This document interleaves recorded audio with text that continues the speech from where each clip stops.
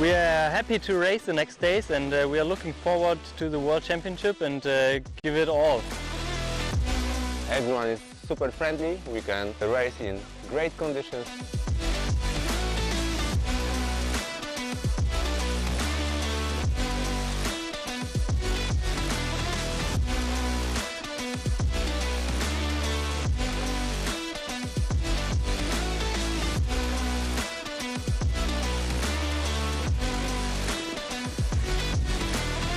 Thank you, Oman Sail, for bringing this event to Oman. Good luck for everyone for this week.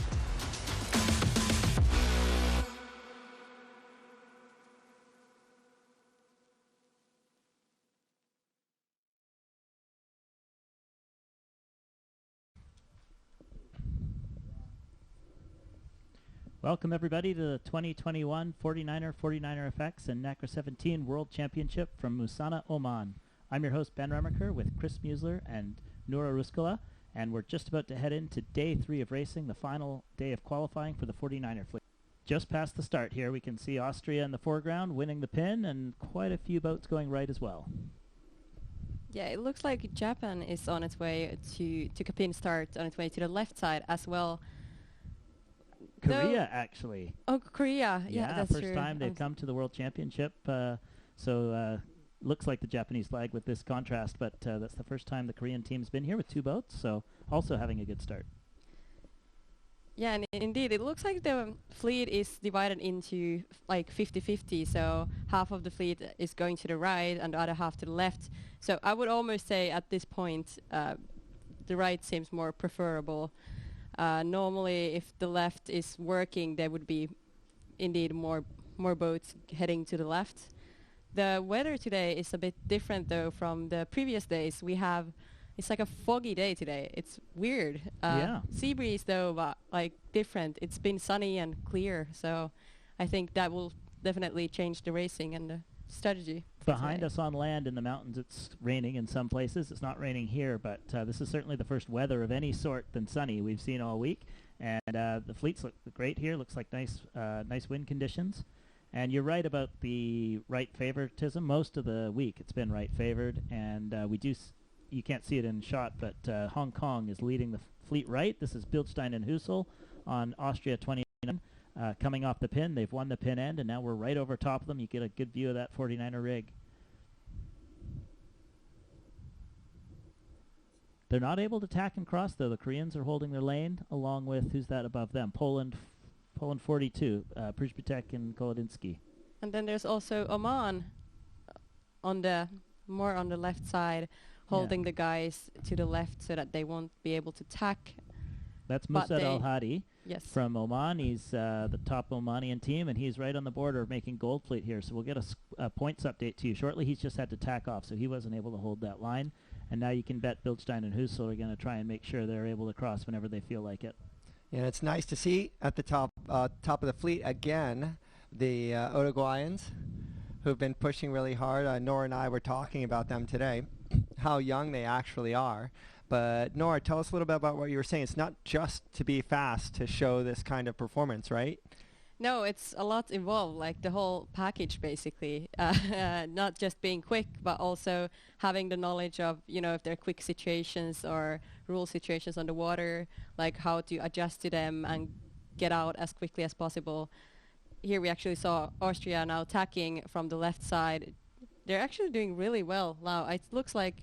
Yeah, they're close to ley line, so that's only a few boat lengths below ley line. When Korea tacks, they'll almost be on ley line. So this is the far left side of the course. We see, by the tracker, the teams on the far right doing better, but obviously, depending on a little shift, that could easily change from now. So the Bilstein and Husel have won the left so far. Let's see if that's what gets them ahead.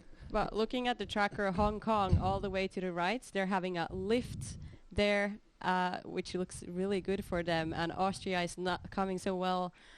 The angle is not the greatest, so let's see. Maybe it was a risk to go to the left side, especially since most of the fleet is heading towards the right. Now, what happens if that left shift keeps going, though?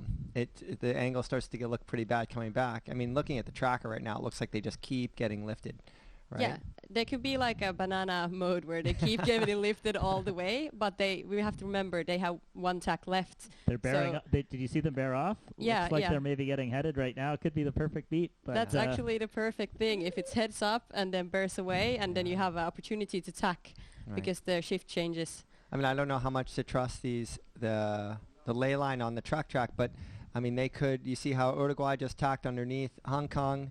That 3 or 4, maybe even 5 boats to the right, if I trust the track, are over the mark.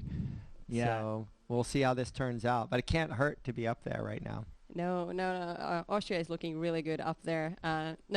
Sorry. Korea. Korea. Austria it's going to be tricky. You know, there are these rules sometimes in fleet racing, unless it's a really skewed course, you know, wherein one side's more favored than the other, that if you win your side, you're still going to come out in some part of the top group. But not the percentages may not be very strong for the left.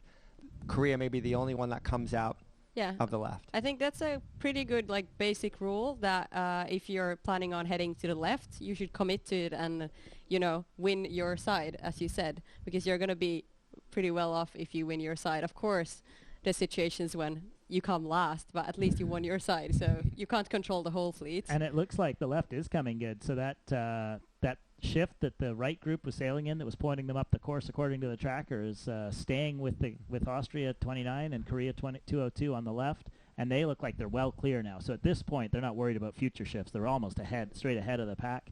They're going to get across here, and so is Korea, and actually so is Poland 42. It looks like they're all going to get across. Well, Ben, tell us, while we have this just moment, while there's this shift, tell us about Korea. I mean, we mentioned it yesterday a little bit, but how committed that country is, but how new they are to the fleet right now. Well, Korea's had a nice fleet of 49er sailors for about a decade. They've had 8 to 10 boats there for a while, but they've never traveled abroad. So last year, 18 months ago for the Asian qualifier, they came here to Oman and did the Asian qualifier, and that was the first time we saw them race outside of Korea just about. And now this time for the World Championship, they've come back to Oman with 2 boats and a coach, and they seem very ambitious towards their 49er sailing right now. Their coach was telling me it's all geared out of their Olympic committee, like they're not their sailing national body. Their Olympic committee actually chooses all the way down to which boats get sailed. So maybe 49ers in vogue this year. He said it might not last, but they're certainly going to give it a go right now. Look at this mess on the right side of the course. Oh my goodness. I don't know what's happening. It just Did looks we like miss a something here? tricky sailing. Here's indeed. here's the windward Here's mark. the We weather can see mark. it in frame. So the Koreans Holy cow. overstood to the left, and now that's paying off. They're gonna. I mean, that just changed in my. 30 seconds. Yeah. And who knew? Completely the right collapsed. looked really good. Yeah. But I guess there's no wind because people are tacking and they're stuck on the right side. To be totally fair to that group that was going right, the lift took them all the way there. Remember, you were talking about the banana. There was no opportunity for them to go. No. And the very small group of boats that either got flushed to the left or committed to the left, that probably only 2 boats thought to commit to it. Yeah. Which is Korea and Austria. And here we are. Korea round first. Big lead with Austria. Huge. It's really a tricky venue, I'd say. So Korea 202, they're actually fighting to try and make it into Gold Fleet. It's going to be a bit of a tough go. They're in 30th place right now. Yeah. But Oman is in 32nd or something like that. Yeah, so they're What's the cutoff? 25th. So 25th, they're too far behind. So even if they win this race, they're going to have too many points to qualify for Gold Fleet here, unfortunately. But it would be nice to win their final qualifying race. Yeah, a win is always a bullet. Yeah. It's really nice. And you saw with Austria, when we had the aerial footage, the drone footage, they were so powered up earlier, and now this is just so tricky transitioning through these holes and this light stuff. We got the Belas de Gutierrez team from Mexico here. This is their first Worlds, and they sail in Lake Bravo, I think it's called, up in the mountains of Mexico, where it's out 8,000 feet of elevation. So they actually have different settings for when they sail there. Yeah, the sailing must be so different up there. Yeah, so now we see a bunch of the Danish coming in late at the winter mark. Who is that going? Now we see the big fleets that got stuck on the right side coming in. There's Musad Al-Hadi. He from Oman. He needs to have a good race here in order to get into Gold Fleet. Right India. now he's 11 points back of the Gold Fleet cutoff. India is touching the mark, though it doesn't look like they're doing a penalty turn. Let's see. Spotted by Spotted. caught. Here come the Koreans, I guess, in the lead, being chased by Bildstein and Husel. They've straight set. Everyone's straight set so far, which makes sense given the left paid off.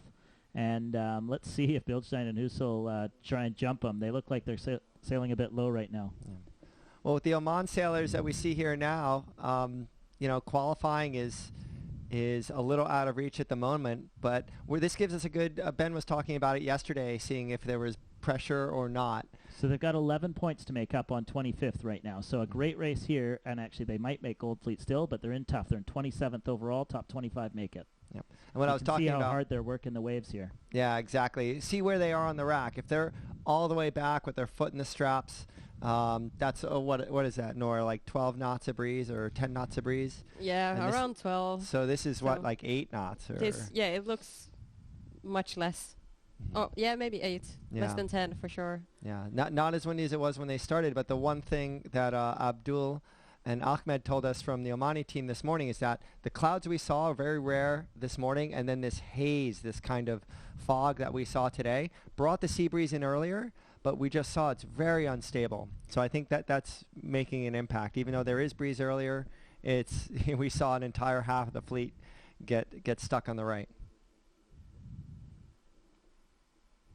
And I think it could be definitely tricky to predict the wind Look today. at that swell right there. Happen. So here we have a Team Korea in the lead, but you see the size of that swell. It's the biggest swell we've seen since we've been here. They're getting a really good surf on that wave. Just out of picture to the right are the Austrians. The Austrians jibe first. The Koreans are not in their wind shadow. They're far enough away that they should be in clear air. But yeah, we can see them surf downwind. Obviously, the waves are a little bit skewed, so they're pushing them nicely on this jibe. That looks really nice. Honestly, that would make a huge difference to surf on those waves. Yeah, those are long period, chest ahead high swells. Still surfing on that one wave. Yeah. The Koreans are on a beautiful ley line here too, so they've sailed this downwind very well. Do we see their speeds on here? I can try and look that up. Yeah, let's find out their speeds, because then we can see the deltas when these waves pick up. The one thing we talked about the day before the first day of racing, little swells, not this big, were starting to come in from the sea, but they were a little off axis from the breeze. So on one jibe, they were dead downwind, which was hard for the Nacra sailors. Yeah. And on the other jibe, it was almost on their beam. Yeah, but I would say this swell is like this. Look at this picture. Like it looks perfect for this downwind. The angle and everything. Yeah, I mean, we can see the Irish team. We were talking about how far back you are when the breeze is up. They're definitely in a little bit more breeze now. Nora, when you catch some of these swells, does that accelerate the boat enough to power it up more? Well, it does. And normally, as you see, the crew is now not in the foot straps, and no, that's normal because if there's big waves, the crew can like step forward to get the boat going down the wave. Here we go at the leeward mark. So the Koreans were in tight on that ley line, and you can see they've had a bit of a messy rounding, allowing the Austrians to go around the far side. So now we've got essentially both leaders splitting at the leeward marks.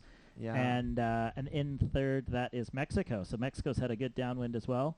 The Irish, who we were on board with moments ago, they're the overall leaders right now.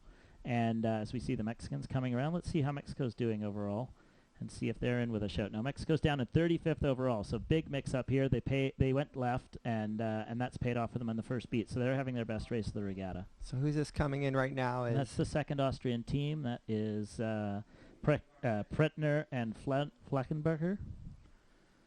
But I was just looking for the Irish team. Irish team. And I think that was Przybytek and Kolodzinski that was coming in 4th or 5th around the leeward marks. Now we're on board with Dixon and Wadilov. Where are they in the race? 9th or 10th? Sorry? 15th. Okay, so they're having a poor race by their standards, by their current high standards. Actually, they're down to 3rd overall. They were leading after race 1 of today, but having a great regatta, and they'll want to obviously pick up a few spots here in the second lap of this race to try and keep up with the top group. They chose to do the right side on the downwind, which was a bit different than from the others. It doesn't seem like it's paid off. I think they probably lost more on that downwind. Yeah. And as we see the first group going upwind, everyone is hammering to the left. So let's move up and take a look at them. There we go. Yeah, we can see the Austrians in the background there. They went round the go right mark and quickly flipped over. So it does seem like a left course. Everyone downwind it paid, upwind it paid. Yeah. Now they're heading back this way. Let's see if it holds. The wind seems more stable on that side. So that's right. We saw the hole on the first beat up on the right side. Exactly. But you see Austria rounded the left mark looking downwind. They tacked up on the hip of Korea, and they almost fell right down into the same line. I mean, this footage right now shows Austria further up the ladder rung than Korea, but the tracker isn't showing that. It's showing them almost on their line. So that might even be current, the way they're tracking. Yeah, it looks like it's bending left. I mean, that's hard left. Would you That be is, thinking yeah. about attack here? I mean, you want to point it at the windward mark a little bit, don't you? If you're more on the left now, definitely attack. You would get the most gain no matter where you are on the course. You would take this shift, especially as we saw in the previous upwind. There are quite many shifts on this upwind. It's like a shifty day. So you just want to get all the advantage you can from every single shift. And now we do see the Koreans tack over. I think Austria is still on starboard, but we saw Poland flip over to take the lift the first. So they're going to look to push people by sailing on the right.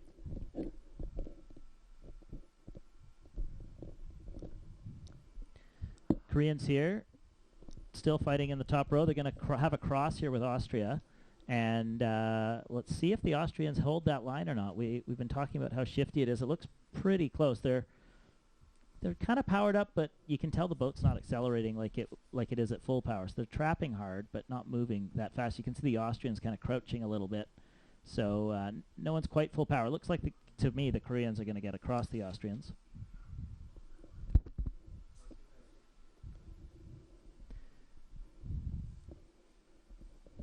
Yeah, and we can see that left shift still holding. The Polish have come back, so people are still working their way left, I'd say, mostly.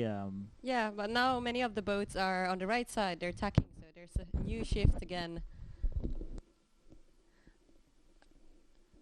And definitely working towards the left side. But now, because it's such a shifty conditions today, it's better to stay more like with the shift and maybe more in the middle of the race course. As you can see from the tracker, most of the boats are quite in the middle. No one is taking like huge left or right risky decisions like we saw in the first upwind. Yeah, this is a fleet of uncertainty right now. Look at them all in different tacks, all up the middle. Yeah. Like the first beat, people knew the right was paying or they knew the left was paying. Now no one knows what's going on and they're all just up the middle. Or maybe they thought they knew and now they're like, wait, let's reset everything. Yeah. Well, Ben, keep us honest here with the scores for qualifying because this is moving day. Which race number is this one? This is race 9. So we've had 8 races over 3 days so far, including 2 this morning, and we've got 2 fleets. So not everyone that I'm going to talk about is in this fleet, but I guess the top of the back end of what will be Gold Fleet are on sort of 62 points. We got a bunch of teams between 62 and 66 points. I'll just rattle off a few teams. That's Ireland 11, France 16, Finland 311, GBR 5, India 316, Germany 911, and Canada 226. All of those teams I rattled off have between 62 and 66 points, and then the teams chasing to get in there in this final race are Norway 345 on 71 points, Oman 145 on 77 points, and Switzerland 129 on 77 points, Denmark 70 on 82 points. So, there's only about 3 of those teams I'd say have a very good shot at getting in here now, and any of those teams that I mentioned are, going to want to have a secure race here to stay in Gold Fleet. Yeah, and I would say today is definitely a tricky day for that with all these shifts and everything happening and so much uncertainties. It's going to be interesting to see who actually gets into the Gold Fleet. And Nora, we're looking at Mexico up here, and where were they standing before in the fleet? They were pretty... They're 35th. Yeah. They were 35th. Nora, you've talked to me about how deep these fleets are and how the level's kind of risen. You've been in the FX fleet since the very beginning, the first FX came out. You see a team like Mexico here. Is it a surprise that they can hang once they get into the top of the fleet? I would say no, it's not a surprise because once you get up, it's easier to sail in the top, which sounds funny, but getting up there is tricky. Of course, depending on the weather, some days it's really tricky to hold on to the top positions once you're up there. But in a race, if you're in the front, you have free air because you're trying to avoid bad air from other boats, and that's why it's in a way easier to sail in the front. So if you have good boat speed, for example, that would benefit you so that you can get to the top, and then you have a choice of, you could just, make your own choices and choose your own routes without people being in the way of you. I fear on the other end of the spectrum here that has the curse of the commentator with Uruguay back in 16th place. Oh. They were sailing so well up the top of that first beat with that group. And the one thing I like to see is it's what wins regattas oftentimes isn't how many races you can win. It's how many places you can come back from a bad spot. Exactly, and how consistent you can be. Like, consistency is the key, but everyone will have most likely one bad day or two bad days. So how you can win back those places, how you can climb up the ladder. Yeah, I'll be interested to see how Ireland 99 here does. I mean, they were leading after race 7. They had an okay race 8 and moved down to 3rd overall. But here they are, and we're on board live with them. They've moved up to 14th in this race, which out of 18 is, maybe not their best if they're trying to win a regatta. You typically will score a lot of points in Gold Fleet, so they really don't want to score too many points here in Silver Fleet. And they've gone hard to the right, relatively hard on the fleet, and they're going to try and overtake a few more teams here, get fewer than 14 points, but they're in tough. But we have the veteran Polish team that have been together since the 2012 Olympics. Yeah, they're in England. They're in probably 3rd place in this lineup, but we have the Koreans still holding their lead. Sailed that leg beautifully, got the left shift, and rode it basically all the way up, only 2 tacks. Let's see if they can have a good hoist and take a race win. That would be great in their first World Championship. Followed by Bilstein and Husel, who we saw went around the other mark, but consolidated mostly, didn't take too much risk here, and they'll be trying to chase. And then it looks like the Polish, Przybytek and Kolodinsky going to roll over Mexico for 3rd and 4th just behind. So that's a relatively comfortable lead for Korea. If the wind holds, seems like they have enough pace on the downwind to hold that, but Bilstein and Husel will try and get them. Yeah, they have some good teams behind them, the Polish and the Austrians. They have been sailing this boat quite a while now, so they have definitely the experience, and one of the teams, or top teams, I would imagine being up there in the front. Yeah, Bilstein and Husel, a bit of a disappointment so far for them this week. They probably would have been one of the highest ranked teams starting. They're down in 14th overall right now, so far not their week. They, I'm sure, have taken quite a bit of time off after the Olympics, but surely, but I guess the Olympics didn't go either as they wished, which is unfortunate. I was hoping to see them better at the Olympics, and definitely better at these Worlds. Like, I would assume to see them in top 5, but maybe they will be by the end of the week. Hopefully, they still have time. They do, yeah. On board now, looking back with our leaders, Korea. This is Korea 202. That is Kyoiduk Kim and Sanwoo Bae taking the lead. They're getting chased here by Austria, Bilstein and Husel. They're probably, 2 waves ahead? Maybe 3, depending on how the swell develops, which that'll help them on a downwind like this. It's tough to overpass a wave, but they've got at least 1 or 2 jibes to do, and possibly any changes in the weather, although it doesn't look like anyone's trying to take any leverage right now. Yeah, but they're getting closer. Maybe it's just a picture. They have an opportunity to maybe, if they jibe ahead of Korea and get a good wave and make the jibe perfectly, like surfing on a wave, then they can definitely... That's a big opportunity. This jibe will be one where you could easily overtake at least 1 wave, and then the wind shadow could be the last. Look at the big swell coming in. I wonder if Bilstein and Husel are going to try and get the jump on them. And you can see they're actually their angle of the boat is just beneath the Koreans' angle. That means that they're trying to find a place to jibe, because now when Korea jibes, Austria can react to it, and they're quicker because they're already basically further into the jibe. Yeah, I wonder if the Koreans are going to be looking back. I bet you they sail in the ocean quite a bit and try and aim for when Bilstein and Husel are decelerating to do their jibe. Looks like there's a pretty big gap between 7th and the rest of the fleet. You see the boat started to peel off onto port jibe. Here we go, going for the jibe now. So you can see simultaneous jibes from the Koreans and the Austrians. Good jibes from both teams. Actually, the Koreans, I'd say, got the better of that one so far. Let's see if they flatten it out. Ooh, yeah, they're not clipped in yet, but they're powered up. Let's see what happens at the acceleration. Some struggles in Korean's jibe. Yeah, and they looked like they were just on that hot angle for a little bit too long while Austria was just driving down. Not as good of a wave angle on port jibe. No, but Austria is now trying to get height to get the wind cover onto the Korean team, but will they be able to do it? Korea is getting pretty good. Yeah, nice wave there. Yeah. Nice wave there. That's good timing. The waves are tricky. Like, there's just one more thing to think of when you're trying to cover someone.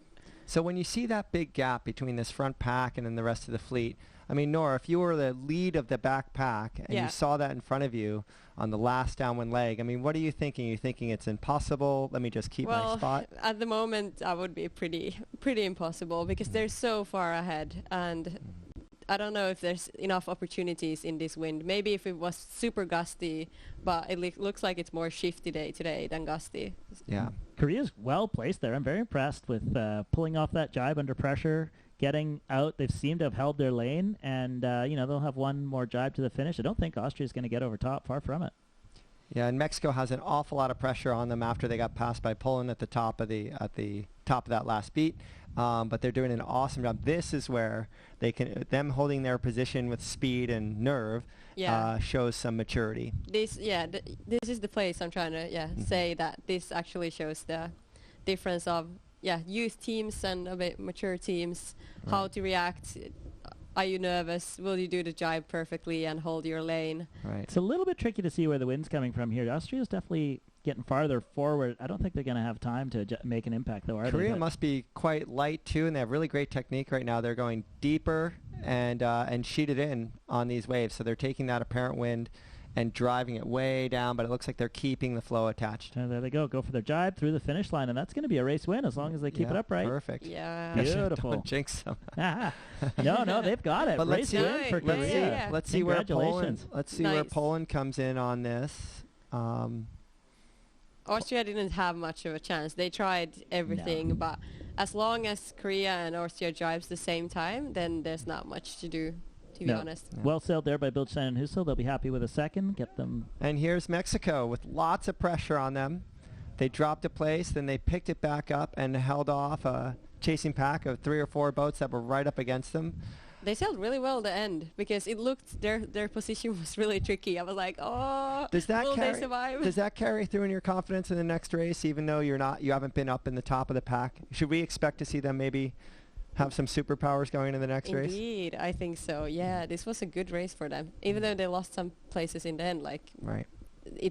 They're tough tree. I'd be psyched. Yeah. Cibicek and Kolodinsky, there are veterans. They overstood that on that leeward mark and ended up losing 2 places. So they'll be upset with them for giving away 2 points there. Remember, we've got our Irish somewhere in this pack. We're going to see if they made any passes. Oman in 7th place. This is actually a really good opportunity for them. You said they had to, was it this Omani team that had to pick up 11 points? Yeah, this is Musab Al-Hadi. He's 11 points behind Canada. 226, which is in a different fleet. So we don't know how the Canadians are faring right now. If you want, you can go to 49er.org off to the Worlds page and then pick up the tracking link. So at home you can follow all the races. But they're with the 7th place here, they're looking for the Canadians to be 18th or worse, which is last. So, maybe the odds aren't totally with them. But, at least they gave themselves a fighting chance. Yeah, it's nice to see the Americans show some form. Remember, we talked about them at the last World Championships being so hot at times and getting out of the box really fast and then kind of fading throughout a regatta. So a 6th place is a keeper for anyone in this fleet right now. Yeah, we've got 2 American teams here, actually. So Barrows and Hans Henken, they're sitting in 10th place going into this race. And USA 43, Mulleris and McDermott, they're back in 13th place overall. Yeah, and I spoke with the Americans. I spoke with Ian yesterday. In the early days of the regatta, as long as they're in qualifying in the qualifying rounds, they seem really comfortable without having to set the world on fire for the first part of the regatta. They're just in a learning mode right now, and they'll use that going into the next series, just like everyone else. If you don't have that comfortable spot for qualifying, you have a different kind of pressure on you right now. Yeah, today have been a tricky day for those, indeed. Thinking back to our race winners, Korea. Now, Nura, I don't want to put you on the spot, but did you ever win a race at World Championship? What kind of a marker will that be for those pair? It will definitely be a mark. It's something they will remember. Remember, indeed. I think I maybe won one one race at a World Championships, and I'm pretty sure. And I remember that. It just feels even though, yeah, one bullet, it's not a huge thing in the results, maybe because the consistency is the key, but it will definitely brighten up the, you know, the thought about the regatta and everything, and you get the confidence to continue. We've got a video that we interviewed the teams from France yesterday. We're going to show that to you, and then when we come back to the studio, hopefully we'll have the provisional results to share.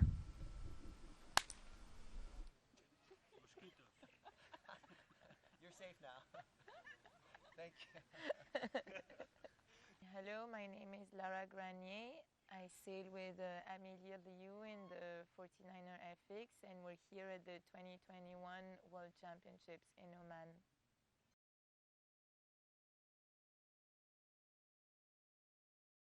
Since Paris is hosting the 2024 Olympic Games, we have the region of Marseille that is helping us a lot with funding and building a new place for hosting the Olympics, so we're very lucky with this.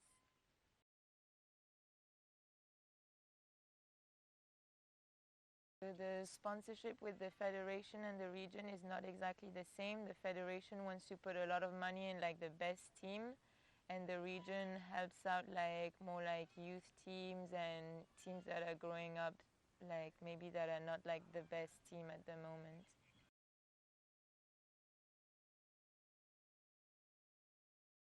For the moment, we're 5 boats in the French squad, and it's difficult because we don't all have the same level, but we try to train as much as possible together, and we try to build up like some kind of a team, French squad team, but it's complicated to always have the whole FX squad together at the same time in the same place.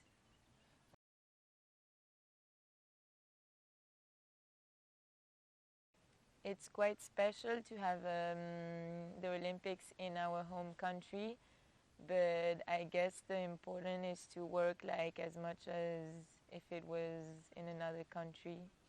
Doesn't really change the main goal.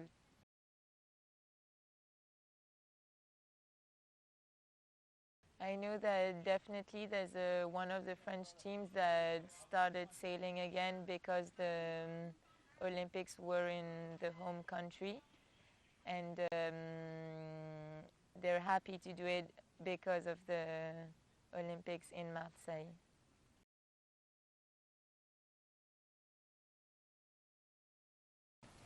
I used to sail in laser radial until I lost the straddle in Olympic of Rio, and after I sail in Nacra 17 also, and now I sail in 49er with Lawa, and I also sail with the French team in Sail GP. We've been sailing together the FX for a year, and my crew used to sail the Nacra 17 and the laser radial before. I used to sail the 470 and the 420 before that.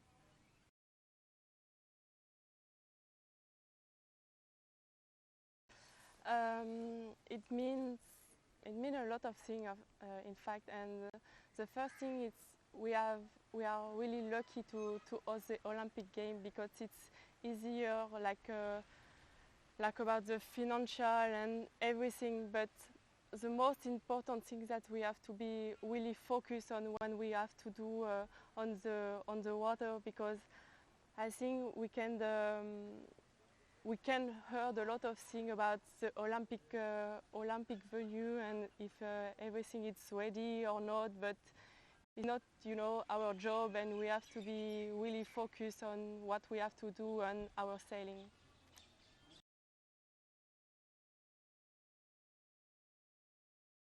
In fact, I come from Brittany, the north of France. So from 1 year I live in Marseille fully time.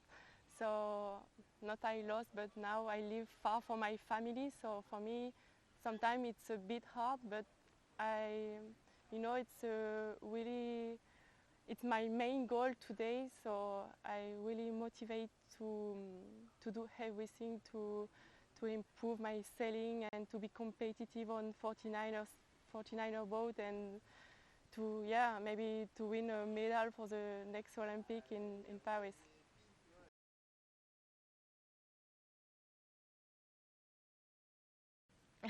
Our main goal is sailing. Our main goal is that. If it's not Olympic sailing, it will be the America's Cup or Sail GP. It's all about sailing. Yeah, we live for that.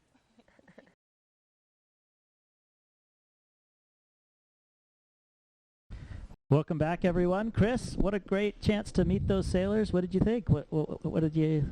Oh, that was fantastic. We had a great conversation with the French FX team last night with Emily and Laura. Laura, the skipper, and Emily, the crew. And I think the biggest takeaway from that conversation, well, we had two takeaways, really.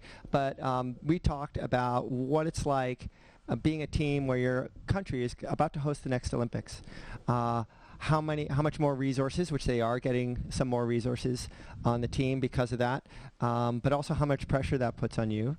But then you also have more support. More people know about you. So there's a lot of chatter going on. I think one thing that I learned that I didn't even expect is that the French Federation does not support the entire Olympic team. They train in Marseille, which is the Olympic Sailing Center. And if you are not in like the top 2 of the French sailing team, the Federation isn't fully supporting you. But the region of Marseille is supporting the sailors. So that next tier of sailors get local support because they get a lot of support out of that because they're trying to promote the Olympic sailing venue. So that was cool to see how, you know, the mix of sponsorship and support when you're hosting an Olympics and you're an actual athlete. So I don't know if you've had that, nor Finland hasn't hosted the Olympics in quite some time. No, hopefully one day. Yeah.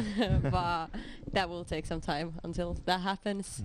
But I can imagine it's being a bit like the pressure of being from that country and of course the competition as well. Like so many French teams. Yeah, they did say that there's at least one team, but I'm sure it's more but like that are competing because it's on home turf.